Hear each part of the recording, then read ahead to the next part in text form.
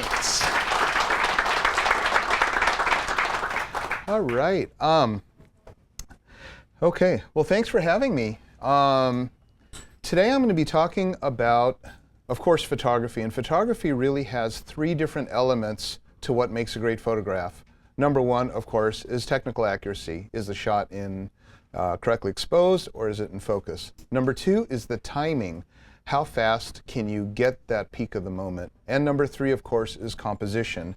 Composition being, where is your subject in relation to the background? And that's a lot of where our composition comes from. The thing that I teach mostly is lighting, because a lot of people now have started to market themselves as available light photographers. And available light photography to me sounds like microwave only chef. It's a very very narrow way of doing things. But the other thing about available light is that you have to know, obviously, what it looks like. So that in itself is a learned skill. That's a talent in itself, to find the available light. But that's the problem, is you have to find it. You have to go and find where the light is the best. And when that happens, the light controls you and you don't control the light. What I'm going to teach you to do today is I'm going to teach you how to control the light so that you can turn any situation, anywhere, anytime, into a spectacular portrait situation. I've got a lot of examples, and then we're going to show you in person. One of the things that I do a lot in my YouTube channel is called the Ugly Room series. And that's probably my favorite series because I go around and look for the most god-awful place to shoot. And I mean, we did one in London where we went in front of this beat-up garage door with trash cans, and we put the model in front of it and turned it into a spectacular portrait location. That's what we're going to do today. Actually, we're going to go out in the streets of New York, and I'm going to take my cameras out there and we're going to do a video of that. But so what happens with flash is that it's a skill, and it really is a completely separate skill, because what you're doing is you're taking a secondary photograph. Just think of two photographs being taken simultaneously that are being sandwiched one on top of the other. The first photograph you take is the ambient light, and then the second one that you're going to sandwich on top of that ambient light is the flash. And once you start to think of it that way, as that it's two completely separate photographs controlled completely separately by different metering systems, then you're on the road to understanding how this works. So what happens when you are shooting with that two exposure theory in mind, sandwiching two images together, you're going to take your camera and turn it into manual mode. Manual mode gives you the most creative control of the first underlying layer of the image, which is the ambient. So think of that as the bottom or the background. And when you have the camera on manual mode, you can make the background darker or lighter. By speeding up your shutter speed or closing your aperture, you make it darker.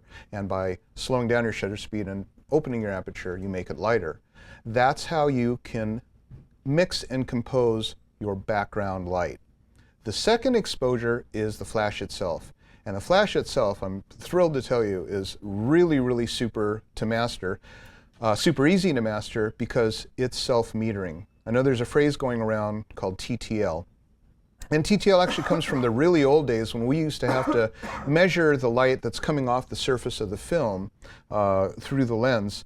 It really should be called electronic auto or something like that. But basically, what I want you to understand from the very get-go is that a speed light is a self-metering device.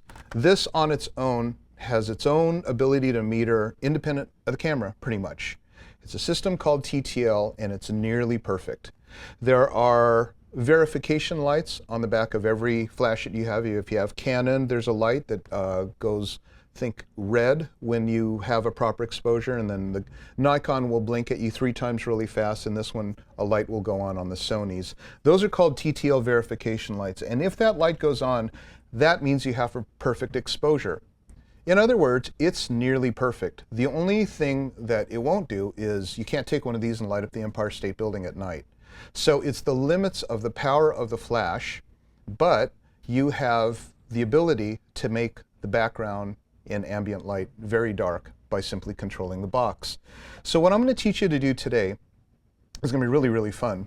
We're going to take the camera, we're going to put it on manual, and we're going to make it compose that underlying exposure. Think of it, the camera does the background, and then think of the flash doing the overlay with the proper exposure, and then we can change the shape of the light by using light modifiers or colors, and we're going to show you all that. Armed with that ability, if I can take a camera up to 1/8,000th of a second at ISO 50, for example, then I can shoot at f1.8 outdoors and give a beautiful lighting with a very soft background, and it would look gorgeous. Now the question is, how do you get it to 1/8,000th of a second? Because as many of you know, flash syncs at 1/250th of a second, 1/160th of a second for some cameras. The way that happens is through something called high-speed sync. High-speed sync is something I rely on most of the time because it allows me to take, instead of 1/250th of a second, as dark as I can go with my underlying exposure, I can take it all the way up to 1/8,000th of a second. The difference is that it requires a lot of power. And what I mean by power means how long the flash is open, the duration that the flash head is heating your subject. And so if it's 1/8,000th of a second, that flash is pulsing for the entire 1/8,000th of a second. If it's 1/4000th of a second, it's pulsing that entire time, giving out light. Whereas if you had it on regular sync, it would open the shutter, and then right somewhere in the middle of that, you'd have a blip of light. And then the shutter stays open, and then it closes. So it's much more power intensive, and it's more of a drain on the batteries, and that's why I had to design the snoots. I've had, the previous generation was called the power snoot. The newest generation is called the light sphere collapsible snoot. Without the snoot, you won't have the ability to put the light into a very focused area. That focused area allows you to not have flash spread out into other areas that are going to drain the batteries. So there's two different tools that I'm going to use in all of my off-camera flash. One is high-speed sync, and then the second one is going to be my snoots. The third thing is the triggering device on how the camera tells the flash when to fire, and I'll talk about all of that. Now there's many different systems to do this, and if you're probably, many of you are familiar with my YouTube channel. I have complete sections on Pentax or Olympus or Nikon, how to turn on high-speed sync, how to put it into wireless mode, and I'm very careful about a button-by-button approach because I want you to be able to use these tools. So if I go a little bit quick today on some of the triggering devices, don't worry about it. Just go onto YouTube and then do a search for me, and then once you're inside my YouTube channel, go into the channels and look for Nikon or Canon or Sony, and then you'll find high-speed sync or off-camera flash or radio flash, and I'll teach all of that. I've got about 350 videos on there right now, so it's a lot of videos. But you know, the thing is yes, I am a products manufacturer and I do make light shapers and modifiers, but if I don't teach you how to use this, you're going to use it wrong, and that makes my product not as good as it could be. So that's why I put so much energy into teaching. Okay, so let's look at this first image here up on the screen. And this image on the screen is available light. Remember when I said if you're an available light photographer, the light controls you, you don't control the light. And maybe in this situation, I would have turned her around so that she's facing toward the open light, or that open shadow of light in the background, but unfortunately behind me is a very, very busy horse stable. So the greenery is very nice, and it's the place I would have chosen because the composition is beautiful, however the lighting is not, and therefore I have to find a new place. And when you're an available light photographer, then you're completely at the mercy of what's going on. We had to cancel the shoot because of rain, or it got too dark and therefore I don't have enough light, or the light's too not good here. It's beautiful here, but we have to move, and that's the case in this situation. What I did in the next shot was I brought in the slave, like you see here, and gave it an off-camera flash, and it made such a huge difference between the two. So let's look at the original shot and then the one that I took with off-camera flash. So what I was able to do here again, and the basic principle is the background is controlled by the camera box itself. I can make it as bright or as dark as you want. And what's nice about today's presentation is we're going to go directly into the monitor when we're indoors so you can see what I'm talking about. But I can craft the background to look as bright or as dark as I want, and then I can position my speedlights wherever they want, knowing that with the ETTL system, they'll automatically self-meter and give me an accurate exposure. And that's fun, because then all I have to do is move the lights around and play with them in order to see how the light is going to shape. But it gives you such a dramatic effect. So this is the two of them together, and you can see quite the difference between the two. And again, what you see right here in this room is a couple of light stands and a couple of speed lights and my snoots. And that's all I take anywhere that I go. And you'll see this recurring theme as I shoot. A lot of times I really only need one, but the second one is used for effect. A lot of my outdoor shoots I actually use one, but I'll do two if I'm going to do a really neat effect. So this is outdoors in bright sun. And, you know, people go, well, I certainly wouldn't pick that spot to shoot, but what if you had to? What if that was where the ceremony was and all the group photos or something like that? Then all your shots are going to look like that. Or if the cocktail arrow is like that, you're stuck with that. And that's certainly not good portraiture. But look what happens here when I put in my light. I'm able to now bring the background down a lot by controlling the shutter speed and the aperture of my camera, the box, and then leaving the self-metering flashes on ETTL to take care of the overlying exposure.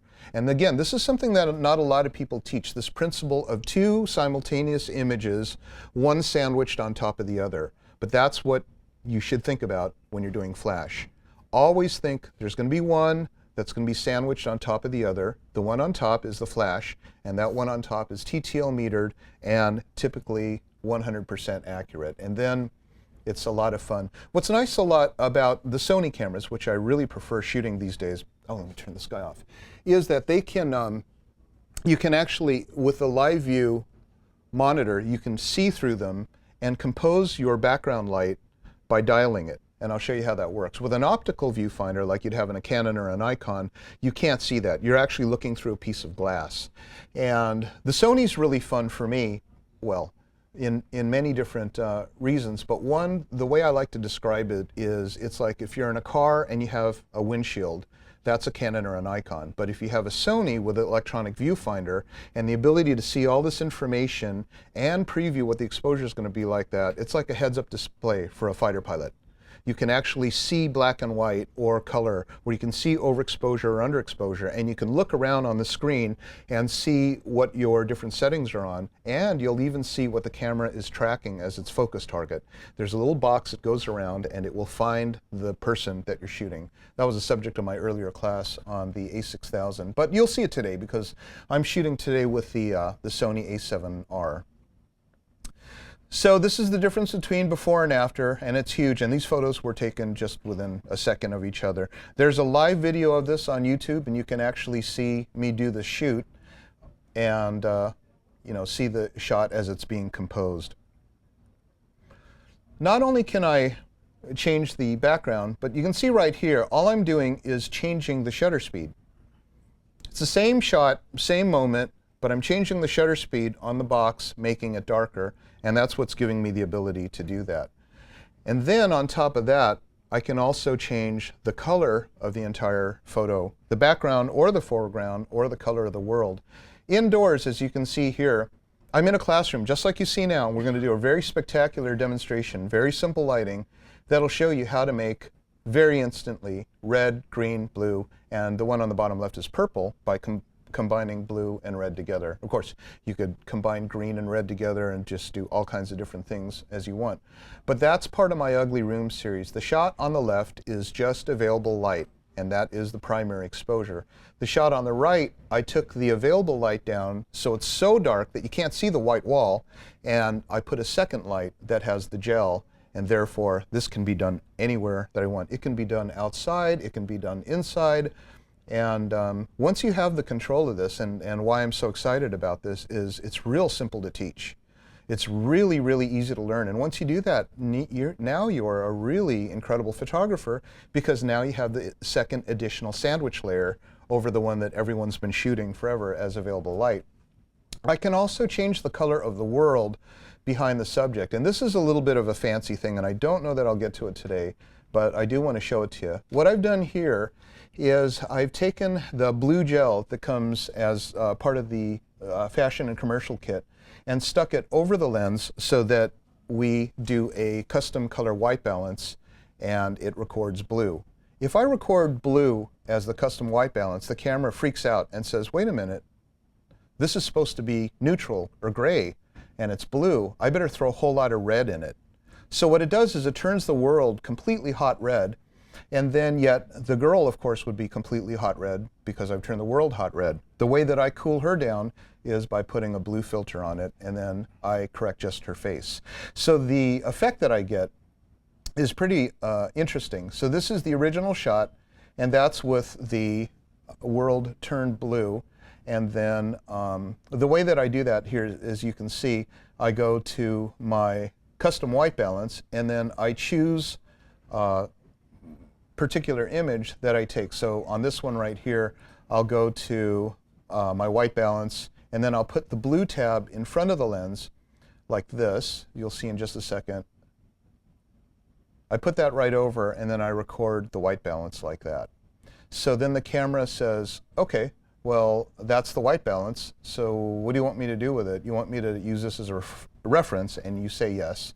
And then from that point on, it will take the image and turn it into really crazy colors. So in this next series, I have something called, let's go back one. I have something called One Spot, Many Looks. And I basically go to this one area. So there's that. The one on the left is regular. The one number 2, so that's available light, and then that's flash fill, and then this is 2 of my Gary Fong snoots, and this is when I crank up the background and make it darker. So in this shoot right here, again, this is the Ugly Room series. I like to choose midday sun because it looks terrible. The reason why I'm looking for terrible because I want to shock you with the before and after results. So we're in front of my arena here, and I put her deliberately right smack in the sun. I mean, she's breaking out in a sweat and everything like that. But basically, that's what I wanted to do, was I wanted to be able to show you the difference between the available light and the non-available light. And you can see, like if we went out in the middle of the horse arena, that would be pretty dramatic too, right? Because there would be all this space around her, but then there would be this very, very dramatic lighting. So, same principle applies here. The same 2 stands, the same this one right here, actually, I'm not using the Photics.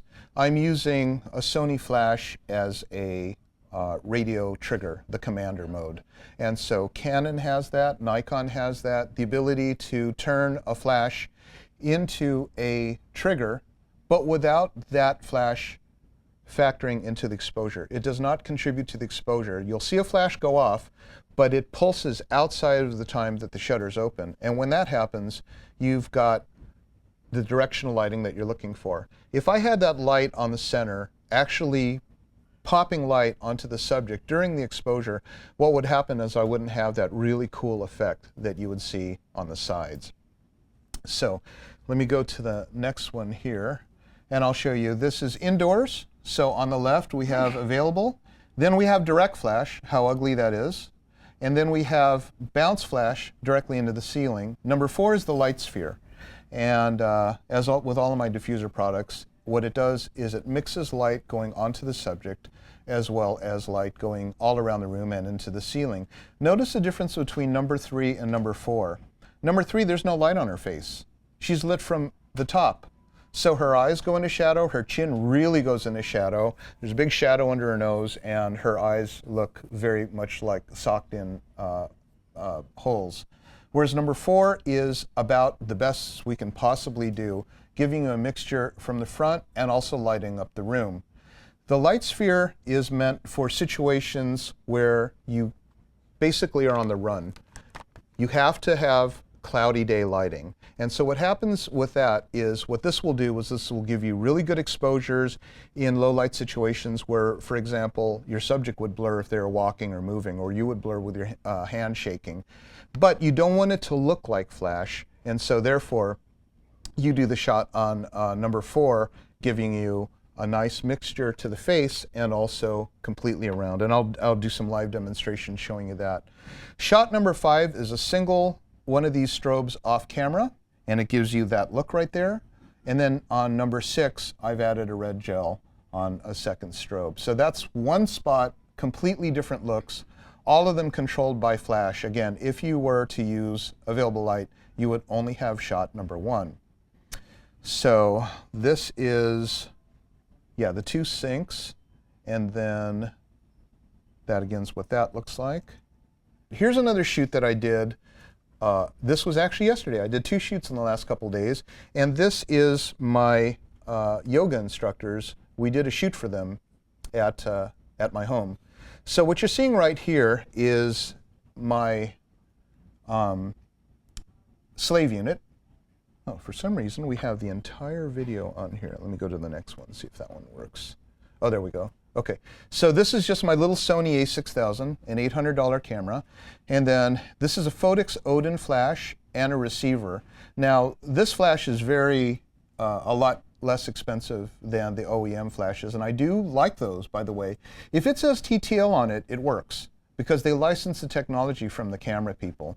So all I have right here is, you can see 2 light stands, a couple of Speedlights. Those are Photox Speedlights, and now I'm controlling by radio. And as you can see here, when I set up the shot, that's available light. I want to get that background because it's so beautiful, but I can't see their faces because they're in shadow. If I were to see their faces, now I lose the sky and the lake and all that other stuff, right? So I need to bring in my flashes, and then I put the camera on manual.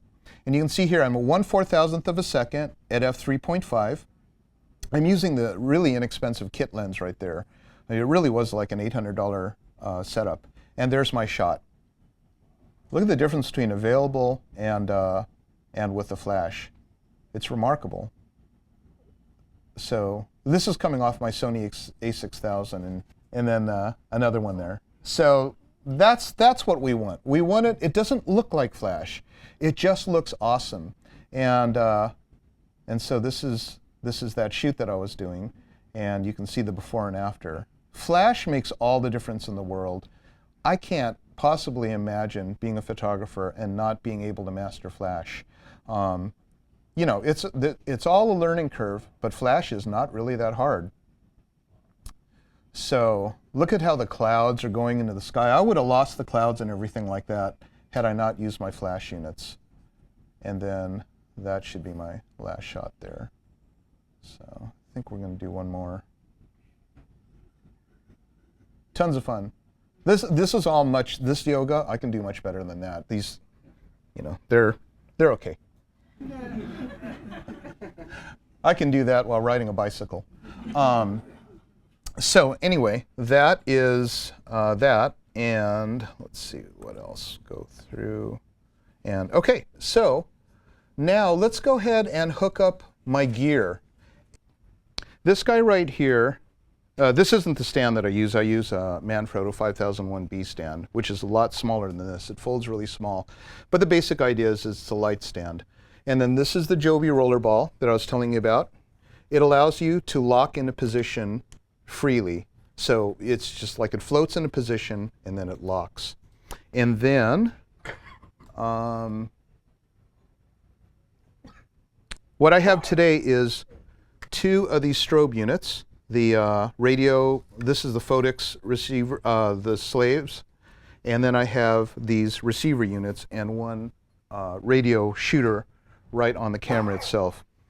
So let me show you a before and after picture and show you how this whole thing works. Okay, so go ahead and have a seat. There we go. Nice. Okay, so what you see here in the background, let me get this guy to record. So what you see here in the background is a white wall, and it's not pretty. And we'll just do one regular, okay? So you can just see what we've got the video so we can see what it normally looks like. Now, I'm gonna do one shot here with just, actually I'm gonna do both strobes and I'll just show you the difference. So let's see, these guys should go on this. They didn't wake up yet. Let me turn them on. So what I've basically got here is I've got this strobe has on it one of my snoots, the Gary Fong Light Sphere collapsible snoot, and it has the grill. What the grill does is it makes sure that the light only goes in a cone. This is the opposite of a light sphere. This goes only like that, and it concentrates all the power in one direction only. The reason why that's important is because I'm going to be shooting at high speed sync, as I'll show you in just a second. Now what I have here is I have two exposure groups. One is A, one is B. And the one that's on her face is exposure group A, and I'm controlling that all from the box right here. And the one on B is the one that's on the wall. So I'm just going to dial those around to see if I can kind of play with it, and holy smokes, that's awesome. Hey, can you, Molly, can you move like back that way? Yeah, so we're behind that Mr. Strobe. Actually, look behind you because it's, yeah, it's at 500 right now. That's really all I need at ISO 64. I could, of course, take it up right here. So see, I can take it up to all the way up to 8,000 if I want to. Okay, let's find out. Okay, look toward the light. Yeah, it's a little bit hot, so we'll take this down. A little bit underpowered for in here because I'm at ISO 64, and that's about right there. Isn't that beautiful? So I think that's the part that's kind of the most fun about all of this, is that you can just instantly set this up anywhere. And if I want to change the color, all I'm going to do is grab a red dome right here. This guy. I'm going to change it to red. Yeah, So what happens is that I've got a grill on here to make the light on her very dramatic. And then I have the color on here to light up the wall, because we have a white wall and it's pretty boring. So, okay, so go right here. And so, and then I'll do one without the red, but just to show you what that looks like. So that's the red. And I'm going to just kind of mess with this a little bit and take it down. And then also, I'm going to play with this just a tiny bit and take the setting to vivid. I'm on neutral right now because that's what I like to shoot my available light. But to make this really dramatic, watch this. Isn't that crazy? Molly, I still think we need to move that thing, yeah, about maybe 3 inches. I want this to look perfect. Cool.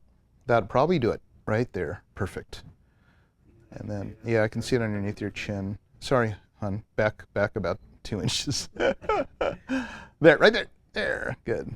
Okay, look at that. And now that's my shot. Holy smokes, that's beautiful. And then what I'll do, let me just do one for the video, and I'm going to take this guy and turn it off so that we can show the before and after. So I'm just going to put it on program mode right there and shoot one. So we'll have the before and after. So that's before and after. I like to shoot at 1.8 because I want the background to go invisible. And even though we really can't see a background now, I think that's a really nice look because it flattens everything out.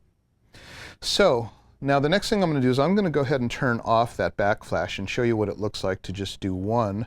So I'm going to take the other TTL and I'm going to turn that guy completely off. B. Let's see.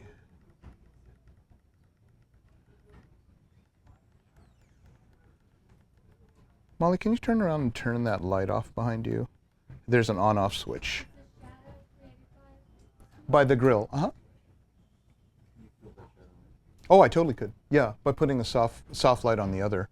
But I'm going for that dramatic look right now. And of course I can move this light around anywhere I want. Now see that, you can totally see it behind her, right? But it won't show up. Ooh, let's put it on manual. See, now that's the difference here. When I go to manual, now I'm at 3000 and then I have that, which is quite dramatic. And then I can also go here and put this thing on, I'm going to put it on black and white and show you what that looks like. So we'll go down here. We're going to go from vivid all the way up to black and white, and then I'll do one like that. Look at that.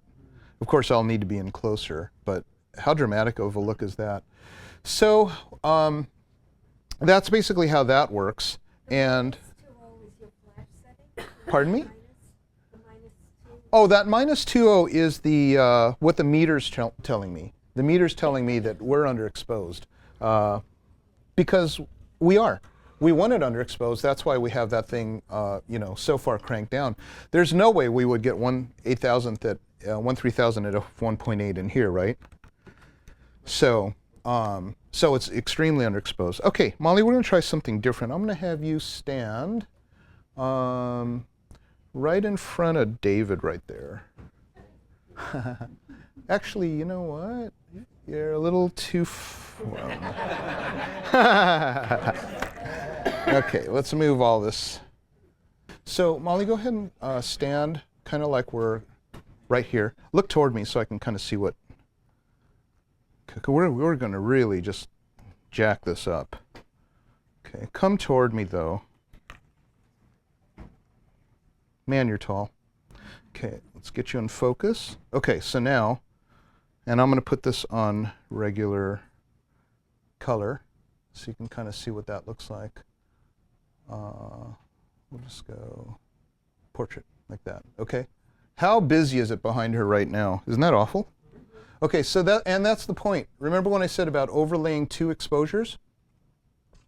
So what I'm going to do is, of course, we'll take one photo at program mode, and oh, that was with flash. Hang on, let me turn the flashes off. I'll do one at program mode just like that so you can see what that looks like, okay? And then I'm going to go to manual mode, and then while I'm doing manual mode, let's see, while I'm doing manual mode, I'm going to take the flashes off, and you'll see how dark it is. See that? That would be my shot, is because I've controlled it so much that I've turned it completely dark. Remember when I said we're going to have 2 different exposures, the box is one, and the other light is the other one. So let's go back. I'm going to open it up because I can't see a thing there. Okay, and then Molly, I'm going to put this light on you, which will be this one. Where's my red guy? Can you just put this right behind you? Yeah, thanks. Put it right behind you and aim it toward that door. This is fun because it'll really show the principle of what I'm talking about. Nice. Okay. Let's move this guy over here. And then, normally I don't have this much gear. We're videotaping straight off the camera, so that's why it's kind of like that right now. And then I got to be Molly's heights.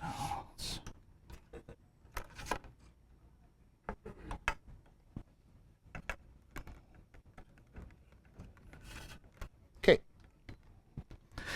So now we are like that, and got to get Molly in the shot. Like that. And you know what I'm going to do? I'm going to go vertical. So we'll bring it all the way around sideways like that. It's going to be sideways for a while. Are you guys seeing anything on the monitor? Yes. Okay, great. It's going to be sideways for a tiny bit. Just be patient. And we have all this junk behind her. Wow, that really does look quite busy. Molly, walk toward me just a tiny bit. Okay, right there. And then let's just play around with this. So I'm going to do one shot on program as my before shot. Let's turn my slave off and do that one. So that's before. And now let's turn the off-camera flashes on. And then we'll move this guy over right in a good position to light her up and exclude anything else. Now this is going to have to kind of hug the wall. We didn't think there'd be this many of you. I was hoping no one would come. No, I'm kidding. Let's see. So do you guys kind of see what I'm doing here? Move to your left just a little bit, tiny bit. So here I've got, is this pointed right at you? Yeah. Okay, so this is the nice part, is I can go like that and just get it right there. Now, that's that.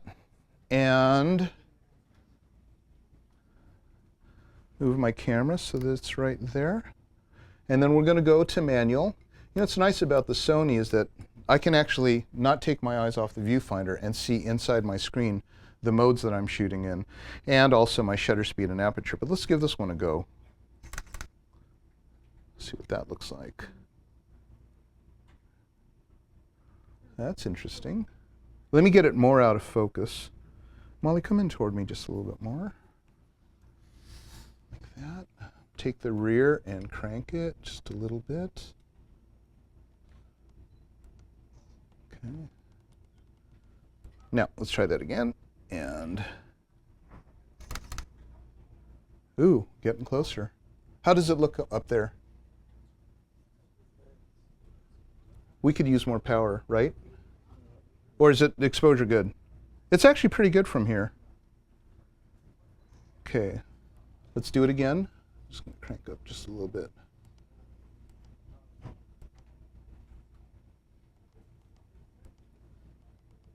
Okay, try that. And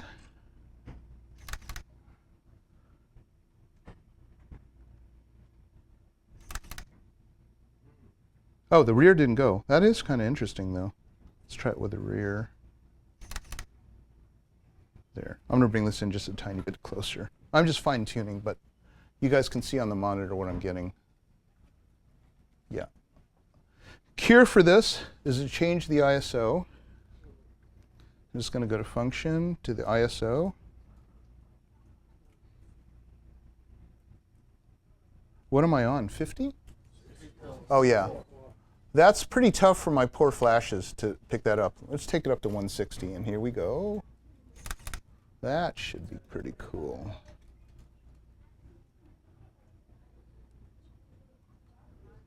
That's getting better. Come in closer, Molly. And we need to make sure this guy's right on you. This. Kayla, could you bring that light in close and put it right on Molly's back? Like right behind her head and aim toward me. This will be really interesting. Uh-huh. And I'm going to move this guy around at more of an angle, kind of like that. Is that on you? Yes. It is? Okay, good. Okay, let's try that. Yep. Perfect. Nice. Okay, and ooh, look at that. Ooh, that's really getting interesting. Let's take a look at that. You want to darken her face a little bit. Oh, if I want to darken her face a little bit, then I just go up to my group exposure group A and then just dial it down. And I have control of this right here, so now I took it down just a little bit right there, and oh, tiny bit of a blink. Kayla, could you raise that up just a couple inches? So I've almost got my ideal shot. You know what's really interesting is that the TV has become a graphic. Oh, that's too high, I think. Yeah. Oh, right there's fine. Good? Yeah, that's good. Watch this. Oh, yeah. Hey, Molly, move to your left about 1 inch. Right there. There we go. See that. Okay, look at that, you guys.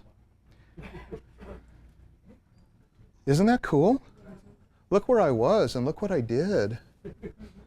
I mean, that's quite something. I turned the TV into a graphic, so now we've got some graphic lines kind of running up and down the side. I've got some really nice separation in her hair. And then I'm going to try blue. Let's just see what happens. Let's see what happens here. Thanks. Yeah, just squeeze it and it'll pop out like a pimple. Okay. So while I'm at it again, I'm going to take one available so you guys can see what this looks like. In program. And then you know when we're really going to have fun, I think we're set to go outside in just a couple of minutes. That's going to be really fun. We're going to do the same thing but outside. Okay, so did you blink there? Yep, you sure did. Okay. And you blinked again. Okay, and, okay, we'll just, I really have to get my ugly before shot. Okay, now we'll go on. And now this will be blue. So, oh, and you know why, right? Who wants to say it out loud? Thank you.